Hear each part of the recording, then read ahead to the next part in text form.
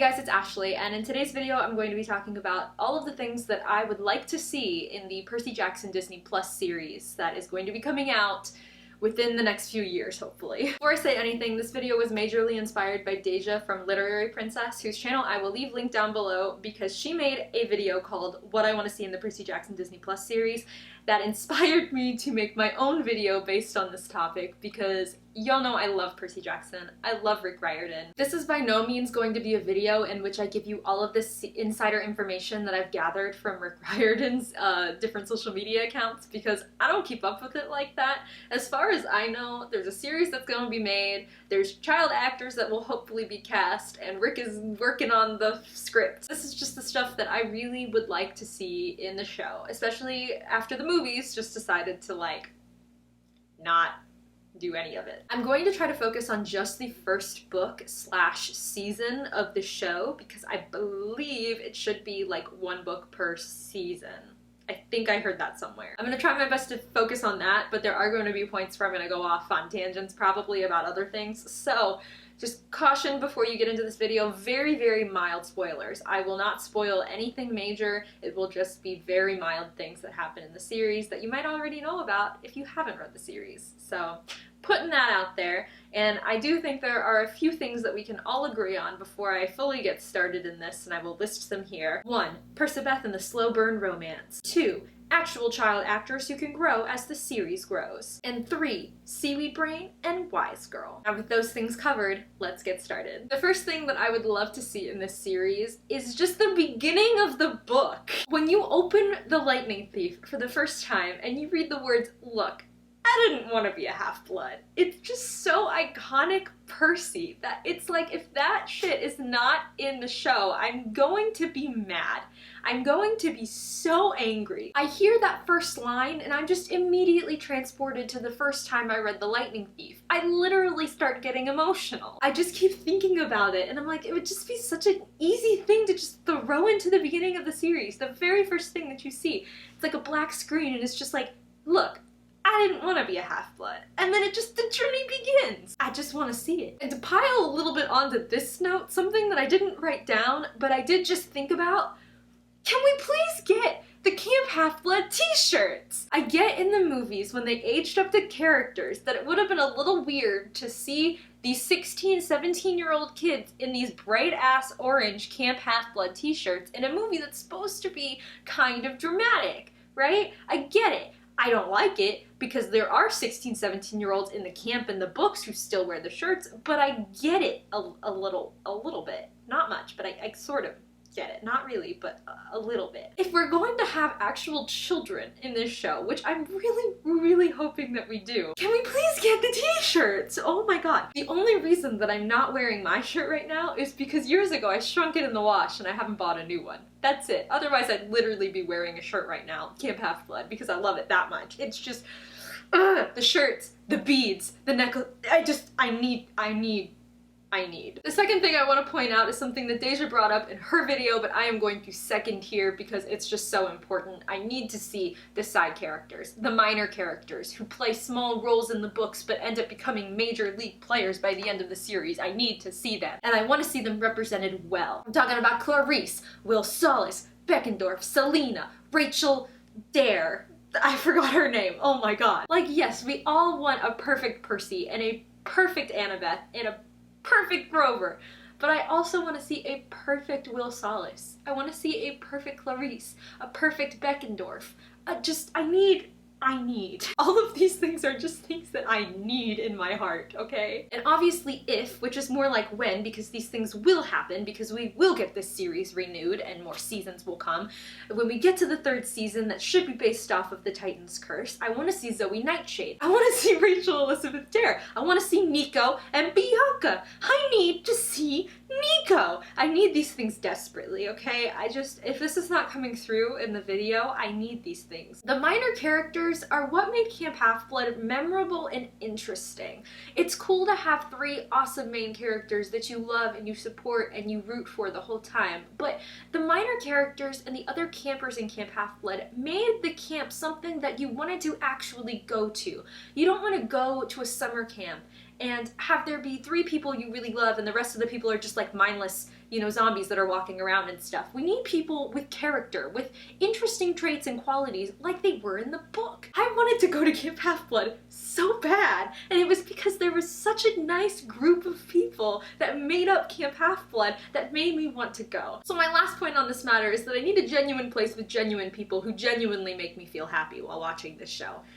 That's all I need. Also, as a side note that I know we're all thinking about, without Will Solace, we don't get a certain relationship that I know that we are all rooting for tenfold when it comes to the Mark of Athena. And even though the Mark of Athena is part of the Heroes of Olympus, which is not part of the original Lightning Thief in the Percy Jackson series, I want these characters introduced so that we can have a long-term relationship happen rather than just introducing people when it is convenient to the plot. That is what I want. That is what I need. Thank you for coming to my TED Talk. So initially this would probably not have made it into my video, but I did see a tweet about this and I wanted to address it because I thought it was just a brilliant idea. So you might have seen this on Twitter, but somebody posted that they think that Aphrodite in the show should be played by a multitude of different actors of different skin colors and races and sizes because love does not come in one singular form. Love comes in many different forms and colors and ethnicities and sexualities and things like that. So it should be representative in the goddess of love, especially because in the books, gods can change their forms. So it would make total sense for the gods to be able to do that in the show. And I know that having multiple actors play one character might be a bit much, but we know that this is Disney, and we believe that you can do it. We know that you can do it, okay? Don't be a little bitch. We know that you can do it. Also, Artemis. Okay, Artemis is one of the gods in the books that is known for changing her shape, her form. She takes the form of a young girl so that she can blend in with her hunters of Artemis, so that they feel more comfortable around her, so that she becomes one of them. They're supposed to be a group that's like a close-knit family, and she wants them to feel that way around her. The gods changing forms is representative of who they are and what they represent, so I just want to see that represented in the show. What I don't want to see represented in the show is Ares and his little flames that are in his little eye socket hole things. I don't want that. So like, Disney, waste your CGI money on something else. Don't give us that. That's creepy. That will give us nightmares. I don't want to see it. This next point comes with pretty much any book to movie adaptation that you see. People who are fans of the books want to see things drawn word for word from the books into the film or the movie or the show adaptation. It's just common sense. If you have such good source material to draw from for the show, why would you not use that source material that people already know and love in the adaptation? You're just asking for failure if you're not going to do that. So the next thing that I would really love to see in the show is dialogue from the books. The dialogue in the Percy Jackson series is especially important because it's humorous, it's funny, it sets the tone for the books. It just doesn't make everything super dramatic. These are children in the first book, and I want childish humor in the show that will make me feel extremely awkward because I am an adult watching a children's show, but I will love it to pieces anyway. Give me Annabeth's beyond her age wisdom coming from a 12-year-old's mouth. Give me the jokes about the Hoover Dam and the damn snacks and teas. Give me Percy's utter lack of knowledge about anything in this world. So this fifth point that I want to make is more so for me than for anybody else, but some people might feel the same way. And it is the one scene in the movies that I can remember, at least, that actually made me feel something. And that was the scene in the Battle of the Flag moment where Percy and Annabeth are fighting and Percy uses the water to heal himself. That moment in the book was like pivotal to Percy's development in this world. It was the moment that he realized that he did actually belong in this world. There was something different about him, and he wasn't just dreaming it, and all of this stuff was actually real. In the movie, it was one of those moments that you were like, oh my god, everybody's watching, and it's great, and people are realizing who he is, and that kind of thing. You know, it was one of those moments that you were like, oh, I love this so much. One of the only moments, I might add. I hate to ask you to do this because we all know what a trash fire the Percy Jackson movies were, but please think back to that scene and call it forth in your brain. Remember when Percy was really struggling in that fight? Remember when he dipped his hand in the water and allowed it to heal him? Remember that moment that we all honestly tried to forget about Poseidon calling to him and telling him to go to the water boy? Yeah, you can forget that part. But that scene is just one of the scenes that I really want to see represented well in the show. It would be so great if like that was the end point for the first episode. Like just imagine, just imagine, like it ends, he's healed, everything, they know he's the son of Poseidon, and then that's the end of the first episode. What a great cliffhanger. I love to see it. I know this scene is super important to the books, and I know, or hope, that it will be included in the show. At least included without some kind of a weird twist on it or something. Like, you know how adaptations tend to take a scene and like, you know it's that scene in the book that you love, but they've just really twisted it into a moment where it's just like, why did you do this? Why is it so unrecognizable now and has absolutely no structure in the show whatsoever? I just don't want that to happen. So this next point might just be me dreaming because I honestly don't know how scores work, but imagine if we get a really good iconic score for this show. Oh my god, how amazing would that be? I've recently become obsessed with watching YouTube commentaries on like scores from movies and things. There's one YouTuber that I've been watching, and I'll leave his channel linked down below. You guys might know him, but he makes videos about why scores in movies are important, what the music is telling you, why Shrek's soundtrack is iconic and the greatest thing of all time, things like that. I just keep imagining having this really awesome soundtrack that does not include any pop music. I'm just gonna leave that right there where you can dissect it. With the score that, when you hear it, you immediately think about Percy Jackson. Since we're talking about children's and middle grade stories and things, I want to bring you to How to Train Your Dragon. Okay, I'm not gonna play here because I don't want to have to do all that work, but just like either look it up or think about that moment in How to Train Your Dragon when Hiccup and Toothless finally take that first flight for the first time and they're working together and their relationship is as strong as ever and their friendship is great and beautiful, and you just hear that classic like do do do do do do like that.